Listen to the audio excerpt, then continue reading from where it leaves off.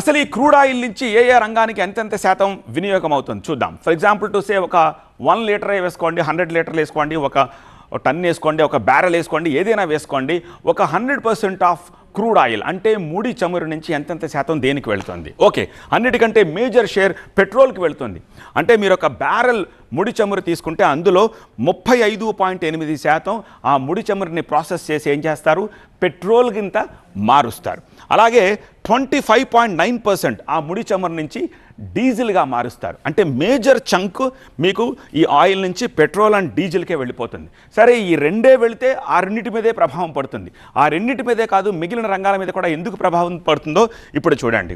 మీకు మైనం, లూబ్రికంట్స్, polish, paints, rubbers వాటన్నిటి వల్ల 25.9% ముడి చమురు నుంచే తయారు చేస్తారు.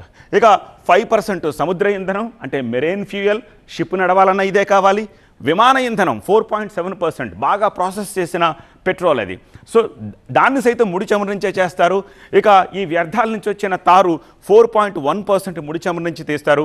ఇక 2.3% పెట్రో రసాయనాలు. ఈ పెట్రో రసాయనాలు ప్రభావం పడుతున్నాయి కాబట్టి ఈవెన్ స్టాక్ మార్కెట్లో పెట్రోల్ రిలేటెడ్ స్టాక్స్ కానీ లేకపోతే ఆ కంపెనీస్ అన్నీ కూడా ఇవాళ నష్టాలని చవిచూశాయి. ఓవరాల్గా ఒక బ్యారెల్ ముడి చమురు నుంచి ఎంతెంత శాతం దేనికి వెళ్ళిపోతుందో దీన్ని బట్టి మనం అర్థం చేసుకోవచ్చు. విచ్ మీన్స్ కేవలం వీటితోనే కాదు, వీటితో లింక్ అయ్యున్న, రిలేట్ అయ్యున్న ప్రతి ఇండస్ట్రీ, ప్రతి సిస్టమ్ కూడా ఇప్పుడు ఎఫెక్ట్ గురవుతుందని చెప్పి దీన్ని బట్టి మనం అర్థం చేసుకోవాలి.